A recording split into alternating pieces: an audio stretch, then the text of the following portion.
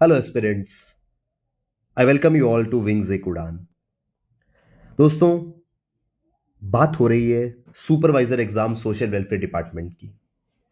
वो सब एस्पिरेंट्स जो इसकी तैयारी कर रहे हैं, आप लोग एक नीड में थे, एक अर्जेंसी में थे कि जल्द से जल्द जो स्पेशलाइजेशन कंपोनेंट है सोसाइटी का वो कवर किया जाए।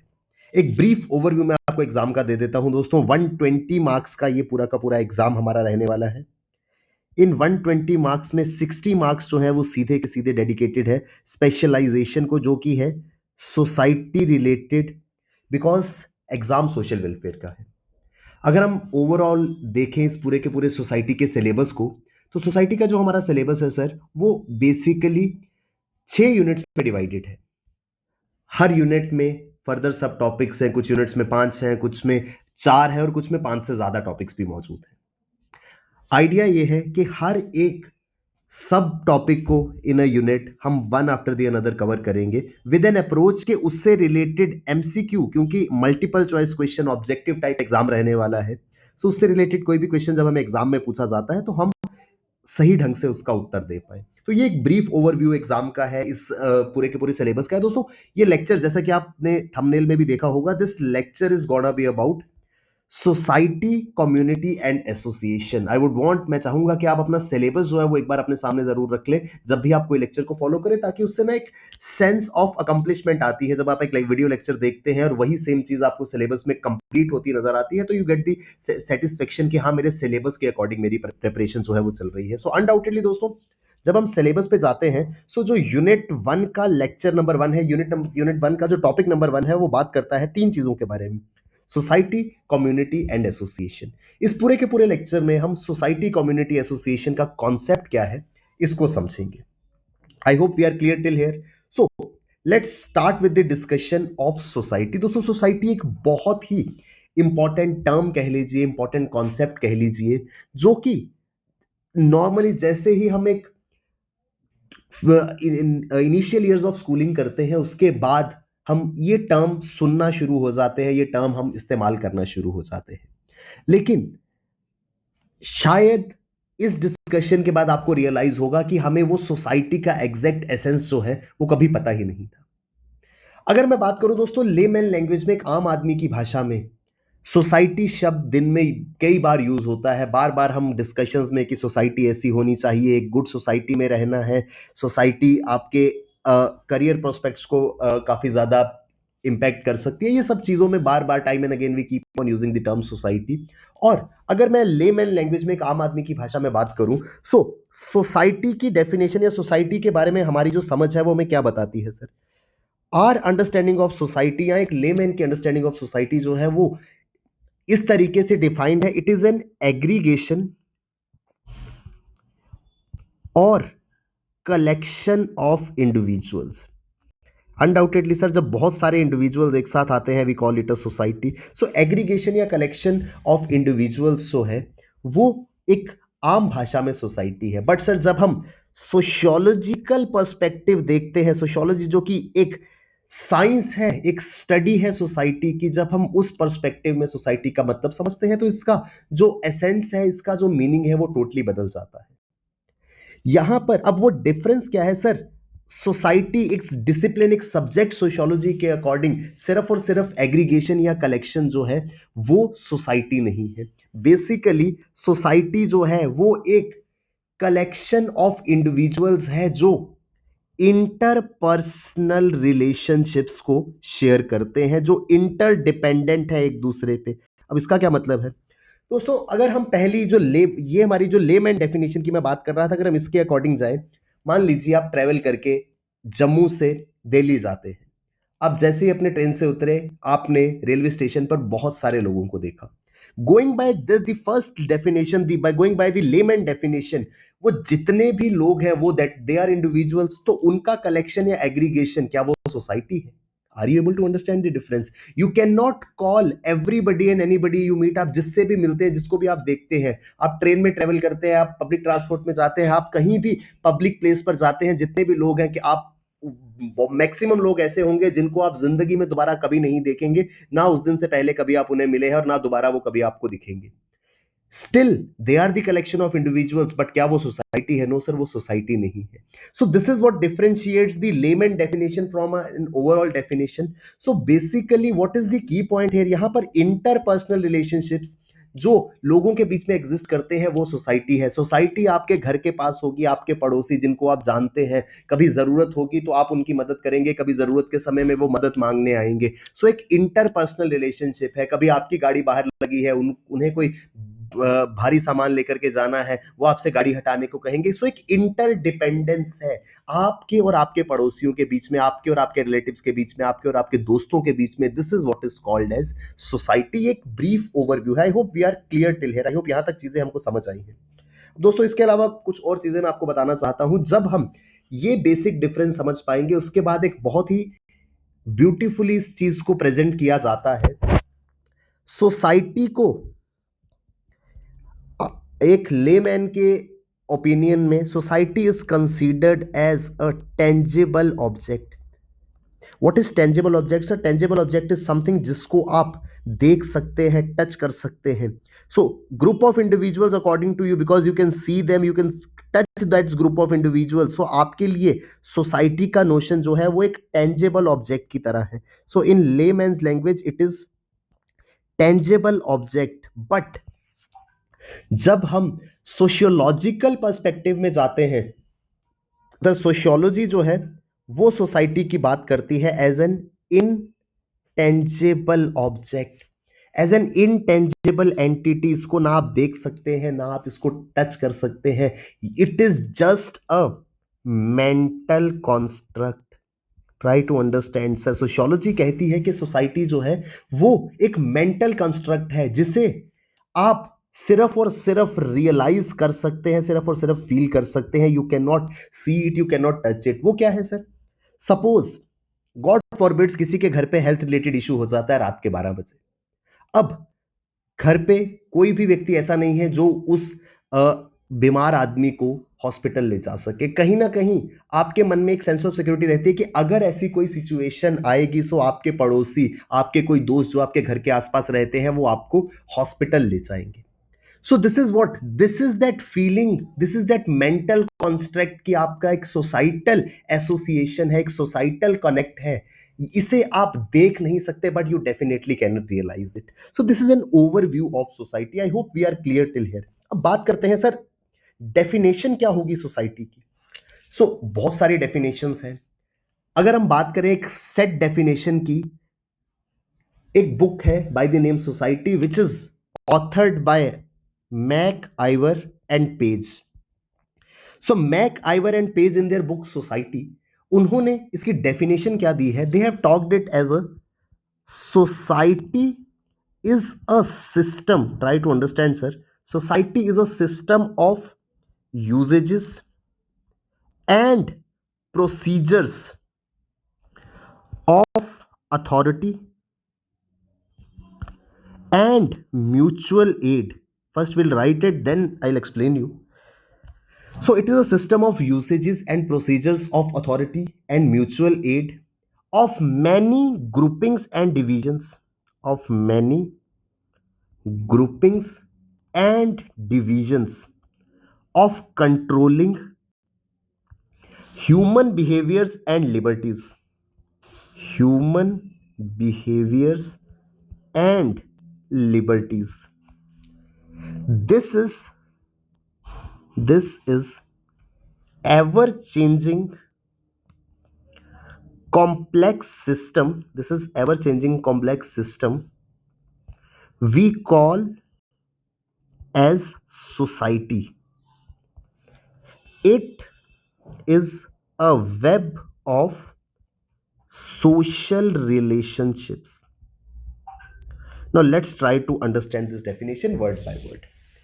So sir क्या हो रहा है? सोसाइटी के अंदर you have people who are elderly to you, who command authority because of their social stature, maybe because of their financial conditions, maybe इन सब चीजों से उनको एक अथॉरिटी जो है वो कमांड करते हैं.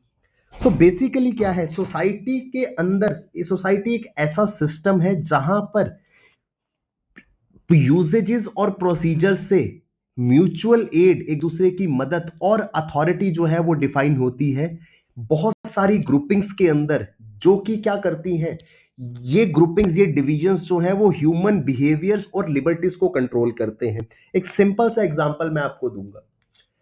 अगर आपको कुछ भी ऐसा करना है जो एथिकली करेक्ट नहीं है, फॉर एग्जाम्पल कुछ भी ऐसा जो सोसाइटी या आपका परिवार उसको सही नहीं मानता, this can be going out at night. For example, आपको रात में बाहर जाना था, और अगर आपको लगता है कि वो फैमिली आपकी अलाउ नहीं करती है, या आपकी फैमिली को या आपके आसपास के लोगों को पसंद नहीं है, so you would always prefer to go for a night out when you are away from your home town. आप अपने घर से दूर होकर ये चीजें कर सकते हैं, आप घर के पास रह करके नहीं करेंगे। क्यों?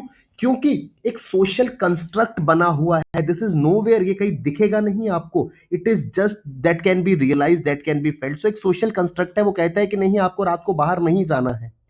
सो उस कंस्ट्रक्ट ने क्या किया सर? उस कंस्ट्रक्ट ने आपके बिहेवियर को और आपकी लिबर्टीज को कंट्रोल कर लिया। इस तरीके का सिस्टम जो है वो सोसाइटी कहलाता है। इट इज व्हाट, इसमें कीवर्ड जो है वो याद रखिएगा, it is a web of social relationships, and this web is always changing. आप रात में बाहर घूम रहे हैं, आपको परेशानी उस समय होगी जब आप किसी पहचान वाले को देखते हैं। एक रैंडम आदमी को देख के आपको परेशानी नहीं होगी। So it is more about the social relationships that we see. I hope we are clear till here. So sir, अब क्योंकि क्वेश्चन एमसीक्यू है, so what is the type of question that can be asked from here? किस तरीके का सवाल हमें exam में आ सकता है? यहां पर एमसीक्यू के लिए आपको पूरी डेफिनेशन को याद करने की जरूरत नहीं है। You simply have to remember कि भैया ये जो वेब ऑफ सोशल रिलेशनशिप्स, जहां पर ये यूसेज और procedures of authority and mutual aid की बात करता था, जहां पर ह्यूमन बिहेवियर और लिबर्टीज को सोसाइटल डिवीजन से कंट्रोल किया जाता था, ये डेफिनेशन किसने दी थी? ये डेफिनेशन दी थी मैक आइवर एंड पेज ने। So you can get a definition in the question, and उसके नीचे 4 अलग अलग सोशियोलॉजिस्ट के नाम दिए होंगे। सो आपको चूज करना रहेगा कि ये डेफिनेशन किसकी है। So that is the brief overview. अब इस डेफिनेशन को अगर मैं समझने की कोशिश करूं सर, ये डेफिनेशन जो है वो सिंपली एक कीवर्ड यहां पर जो इस डेफिनेशन में दिया गया है, that is more about social network of relationships. What is that social network of relationships? Let's try to understand, sir. As an individual हमारे बहुत सारे सोसाइटल रिलेशनशिप्स है, हमारे, if I am not using the word societal, बहुत सारे interpersonal relationships है। वो कैसे होते हैं सर? वो इंटरपर्सनल रिलेशनशिप किनशिप से हो सकता है। What is kinship? भाई भाईचारा जिसको हम कहते हैं। It can be through marriage, it can be through neighbourhood. So basically don't get confuse के सर भाईचारा तो ब्रदरहुड होता है। बेसिकली किनशिप इज व्हाट, आपके क्लोज रिलेटिव्स, आपके कजन्स, ये सब जो है उनके साथ आपका एक सोशल रिलेशनशिप है। मैरिज का एक सेट इंस्टीट्यूशन, उसके बारे में हम बात करेंगे। Marriage is a set institution जो सोशल रिलेशनशिप डेवलप करता है। Neighbourhood is another thing which creates a social relationship. So third one is neighbourhood. इसके अलावा sir, let me write it again, इसके अलावा can you think of, if you can please do put in comment box, what are the other ways by which interpersonal relation, जो social network of relationships है, वो develop हो सकता है। So we have kinship, we have marriage, we have neighbourhood, then we have caste. Caste plays a important role. Occupation sir, जिन लोगों के साथ आप काम करते हैं, they become your, they come under the network of your social relationships. Religion, political parties और political affiliations, your peer group, your schoolmates, आप किसी के साथ क्लास में जा रहे हैं, आप किसी के साथ कोचिंग में जा रहे हैं, आप किसी के साथ में ट्यूशन में जा रहे हैं, आप किसी के साथ स्विमिंग सीखने जा रहे हैं, all of them they come under the social network of relationship. अब ये किनशिप जो है वो आपकी सोसाइटी डिफाइन करेगा, ये मैरिज का इंस्टीट्यूशन आपकी सोसाइटी डिफाइन करेगा, नेबरहुड डिफाइन करेगा, caste, occupation, religion. So basically what is this? किसी ना किसी तरीके का एक इंटर पर्सनल रिलेशनशिप डेवलप हो रहा है, तब जाकर के सोसाइटी बनती है। सिर्फ दैट मियर कलेक्शन और conglomeration of individuals is not society. So ये सब रिलेशनशिप्स जो हैं, ये सब मिलकर के अलग अलग एरियाज में क्लोज आकर के सोसाइटी का निर्माण करते हैं। सोशियोलॉजिस्ट जो है वो इन रिलेशनशिप्स को कैसे देखते हैं? सर ये रिलेशनशिप्स रैंडम नहीं है। ऐसा नहीं है कि आप आउट ऑफ ब्लूज कोई भी रिलेशनशिप डेवलप हो जाएगा। It will always be through these relationships only out, or it will be through these connects only। इस वजह से सोसाइटी जो है उसके लिए सोशियोलॉजिस्ट एक और डेफिनेशन देते हैं, they call society as the pattern of social relationship. So as per other sociologist, society is the pattern of social relationships that are formed through interaction of its members, through interaction of members। Now let me tell you again, let me take you back to the example of train। आप train में जा रहे हैं, आपके साथ हो सकता है 1000 लोग ट्रेन में ट्रेवल कर रहे हो। आप उन 1000 को नहीं जानते, लेकिन मोस्ट ऑफ द टाइम्स ऐसा होता है अगर जर्नी लंबी है तो जो लोग आपके आसपास बैठे हैं उनके साथ आप बातचीत करना शुरू हो जाते हैं। बहुत सारे केसेस में आप कॉन्टैक्ट नंबर्स एक्सचेंज करते हैं। अल्टीमेटली वो आपके किसी ना किसी तरीके से वो पीयर ग्रुप का पार्ट बन सकते हैं, वो ऑक्यूपेशन से आपके सेम हो सकते हैं, वो कास्ट से सेम हो सकते हैं, वो सेम रिलीजन आपके साथ शेयर करते हो, वो पॉलिटिकल एफिलिएशन जो है वो सेम रखते हैं। और बहुत बार सर कुछ केसेस में ऐसा भी देखा गया है कि वो रिलेशनशिप्स जो इस तरीके की जर्नी में डेवलप हुए, बहुत सारे केसेस में they turned into marriage also. So वो इंटरेक्शन जो है उसने सोसाइटी को फॉर्म किया। हर इंसान जिसने आपके साथ सफर किया था वो सोसाइटी नहीं था, लेकिन जिसके साथ आपने इंटरेक्ट करके एक इंटरपर्सनल रिलेशनशिप क्रिएट किया, that is what is called as society. So I hope we are clear with the concept of society in general. अब आगे एक और इंपॉर्टेंट चीज है about society, let's try to understand that. Sir it talks about the attributes, we can call them the features also, attributes of society। क्या भाग है, क्या चीजें हैं, क्या क्राइटेरियाज हैं जो एक ग्रुप को सोसाइटी बनाते हैं। सो सर इसके अंदर जो क्राइटेरियाज है, let's try to understand. Sir सबसे पहले है likeness and differentiation. Now what is likeness and differentiation? Let's try to understand sir.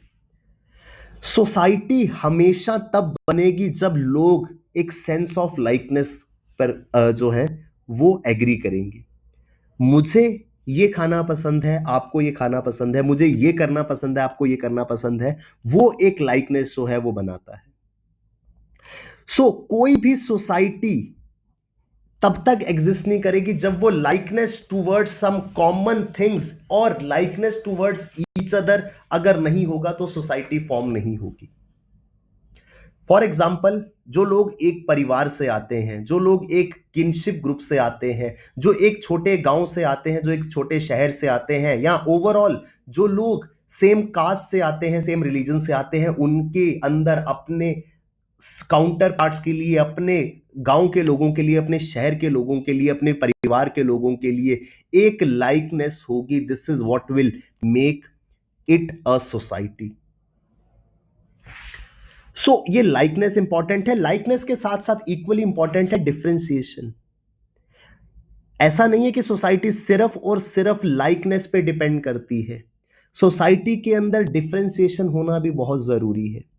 For example, अब मैं अगर बात करूं फैमिली की, सर फैमिली में क्या सब लोग एक जैसे हैं? क्या सब लोग एक ही जेंडर के हैं? क्या सब लोग एक एज के हैं? क्या सबकी पर्सनैलिटी एक जैसी है? क्या सबकी पर्सनल प्रेफरेंसेस एक जैसी हैं? नहीं सर, सबकी प्रेफरेंसेस, सबकी एज, जेंडर, पर्सनैलिटी डिफरेंट होगी, स्टिल एक हार्मनी जो है वो मेंटेन्ड है। सो लाइकनेस के साथ साथ डिफरेंशिएशन जो है वो भी इंपॉर्टेंट है किसी भी सोसाइटी को क्रिएट करने के लिए। बट सर अगर मैं आपसे एक सिंपल सा सवाल पूछूं, दोनों में कौन सी ज्यादा इंपॉर्टेंट है? ज्यादा लाइकनेस होगी तो सोसाइटी होगी, या ज्यादा डिफरेंशिएशन होगी तो सोसाइटी होगी? अनडाउटेडली सर, अगर सोसाइटी को फॉर्म करना है so likeness definitely has to be greater than the differentiation, क्योंकि अगर डिफरेंशिएशन ज्यादा है तो वो इंटरेक्शन, वो इंटरपर्सनल रिलेशंस कभी डेवलप ही नहीं हो पाएंगे। सो एक सिंपल सा कॉन्सेप्ट यहां से हमें मिलता है कि सर जब भी लाइकनेस जो है वो is higher than the differences, या whenever differences are subordinate to likeness, उसी केस में एक सोशल हार्मनी क्रिएट होगी और उसी से फिर सोसाइटी जो है वो बिल्ट होगी. So this is first attribute about the society, likeness and differentiation. Now let's try to understand another attribute, that is interdependence. Sir, it is very important. Interdependence, as the name suggests sir, निर्भरता एक दूसरे के ऊपर. अगर मैं बात करूं, the simplest possible example of a society starts from a small village. Small village, जब हम सोशियोलॉजी पढ़ते हैं उसमें कॉन्सेप्ट निकल करके आता है, concept of village Republic. Sir, villages from very beginning were self dependent, जिसके अंदर इंटरडिपेंडेंस एग्जिस्ट करती थी. ना, अब ये सुनने में बहुत कंफ्यूजिंग लग रहा है कि सर अगर वो सेल्फ डिपेंडेंट है, सेल्फ डिपेंडेंट यानी उसको किसी बाहर के वाले के ऊपर निर्भर रहने की जरूरत नहीं थी. तो मान लीजिए एक छोटे से गांव में 100 इंडिविजुअल्स जो है वो रहते हैं. मान लीजिए 25 फैमिलीज हैं. इन 25 फैमिलीज में सर कुछ लोग एग्रीकल्चर करते होंगे, सो वो फूड रिलेटेड रिक्वायरमेंट्स इस गांव की पूरी करेंगे. इस 25 में कुछ लोग जो हैं वो डेयरी प्रोडक्शन करते होंगे, सो वो गांव के लोगों को अगर मिल्क या उससे रिलेटेड प्रोडक्ट चाहिए वो प्रोवाइड कराएंगे. कुछ फैमिलीज ऐसी होंगी जो कंस्ट्रक्शन का काम करती होंगी. कुछ एक आध परिवार ऐसा होगा जो एजुकेशन से संबंधित होगा, वो टीचिंग का काम करेगा. कोई फैमिली ऐसी होगी जिसमें एक व्यक्ति जो है उसे हेल्थ के बारे में कुछ इंफॉर्मेशन है, वो गांव के वैद्य का काम करेगा. सो बेसिकली इस छोटे से विलेज में एक आदमी दूसरे पे डिपेंडेंट है. किसान से फसल ली जाएगी, जो डेयरी फार्मिंग कर रहा है उससे दूध लिया जाएगा, अगर कोई कपड़ा सिलता है उससे कपड़ा लिया जाएगा, अगर कोई पढ़ाता है उससे पढ़ा जाएगा, अगर कोई हेल्थ रिलेटेड गाइडेंस देता है तो उससे वो ली जाएगी. तब जाकर के सोसाइटी जो है वो फॉर्म होगी. So what is the crux of story sir? सब लोग एक दूसरे पर निर्भर हैं. सिंपल सा एग्जांपल सर, सोसाइटी में वॉशरमैन है, सोसाइटी में कारपेंटर है, सोसाइटी में कंडक्टर है, सोसाइटी में टीचर है, डॉक्टर है, पुलिसमैन है. ये सब लोग एक दूसरे के ऊपर डिपेंडेंट हैं. पुलिसमैन को अगर कपड़े धुलवाने हैं उसे वॉशरमैन की जरूरत है. पुलिसमैन को अगर जूता सही कराना है उसको कॉबलर की जरूरत है. पुलिसमैन को अगर अपने बच्चों को पढ़ाना है उसे टीचर की जरूरत है. अगर उसे हेल्थ रिलेटेड कोई इशू है उसे डॉक्टर की जरूरत है. सो ये इंटरडिपेंडेंस जो है वो बहुत ज्यादा इंपॉर्टेंट है. क्यों सर? उसका एक सिंपल सा रीजन है. No individual can perform all functions on its own. You can note it down. No individual can perform all functions on its own. Therefore, they depend upon each other, depend upon each other, and this is what is called as the interdependence of society. Simple सा example sir, जिस doctor के पास आप जाते हैं, जिस दुकान वाले से आप कपड़े लेते हैं, जो व्यक्ति आपको सब्जी देता है, दूध देता है, कल को आपका घर पे कोई फंक्शन होगा. नॉर्मली घर पे ऐसी बात होती है कि जब आपके घर पे किसी की शादी होगी, इस दुकान वाले को बुलाया जाएगा, इस दूध वाले को बुलाया जाएगा. सो क्या हुआ सर? वो इंटरडिपेंडेंस ने एक रिलेशनशिप क्रिएट कर दिया. यही तो सोसाइटी है. So that's why it is another important attribute. So first attribute that we talked about was likeness and differentiation. Second attribute was interdependence. Third is cooperation. Sir, this is very important. It is more like likeness. So यहाँ पर क्या है? It is one of the, or I guess most essential attribute of society. जब तक लोग एक दूसरे के साथ कोऑपरेट नहीं करेंगे, सोसाइटी कभी भी एग्जिस्ट नहीं कर पाएगी. So there has to be a cooperation between husband and wife. There has to be a cooperation within family members. There has to be cooperation between son and daughter. There has to be cooperation between parents and children. There has to be cooperation between neighbors. There has to be cooperation with overall people with whom you share interpersonal relationship. वो सब लोग जिनके साथ आपका किसी ना किसी तरीके का कोई रिलेशन है, उनके साथ एक कोऑपरेशन आपको हमेशा जो है वो रखना होगा. अदरवाइज सोसाइटी जो है वो एग्जिस्ट नहीं कर पाएगी. जस्ट लाइक लाइकनेस के साथ में डिफरेंशिएशन था, कोऑपरेशन जहां पर है वहां पे चांसेस कॉन्फ्लिक्ट के भी होंगे. So sir it is not always, हमेशा चीजें इतनी स्मूथ नहीं रहेंगी कि सब लोग कोऑपरेट ही कर रहे हैं। जिस तरीके से कोऑपरेशन एक सोसाइटी का पार्ट है, उसी तरीके से कॉन्फ्लिक्ट भी जो है that is again an important part of society. एक सिंपल सा एग्जांपल सर, घर पे भाई बहन का कॉन्फ्लिक्ट होता है। मान लीजिए परिवार में एक खाने की कोई चीज आई जो कि लिमिटेड क्वांटिटी में थी, तो घर पे, हमारे घर पे भी होता है, ब्रदर और सिस्टर के आपस में बहस हो गई कि मैं खाऊंगा मैं नहीं खाऊंगा। सो एक कॉन्फ्लिक्ट जो है वो क्रिएट होगा। एक हेल्दी सोसाइटी का क्या उसमें रोल रहेगा सर?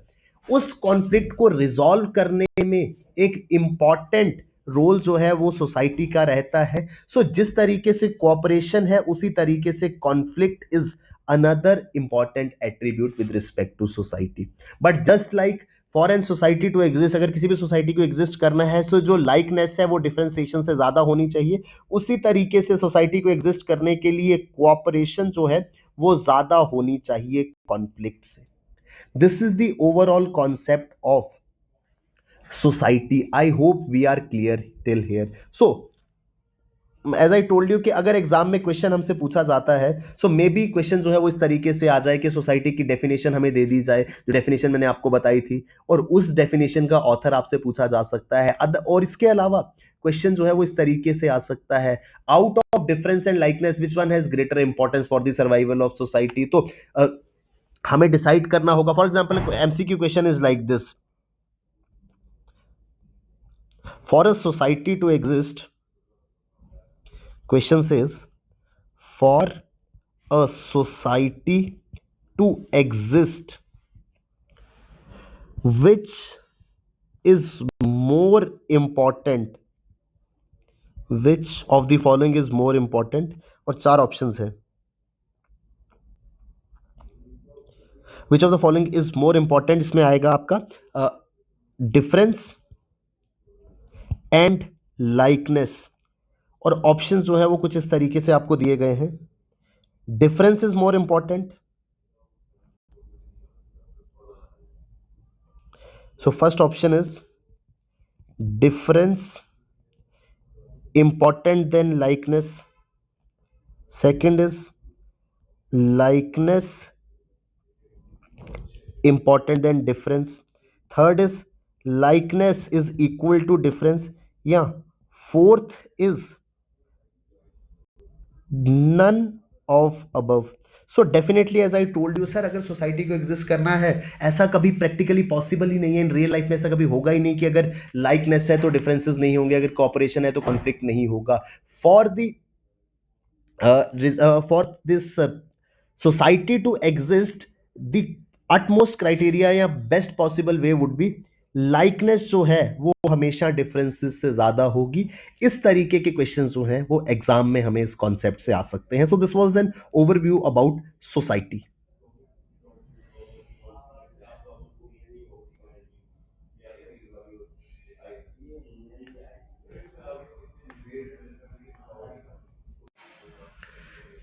दोस्तों नेक्स्ट जो इस टॉपिक में आता है that is about community and association। So what is community, what is association, what is the difference between them, how they are different from each other, और कैसे ये सोसाइटी से डिफरेंट है, ये हम समझेंगे लेक्चर नंबर 2 में, जब नेक्स्ट वीडियो में मैं आपके साथ में जुड़ूंगा। So that's all from my side for this lecture. Will be meeting again and then will be talking about the next part of discussion. Thank you very much, all the best.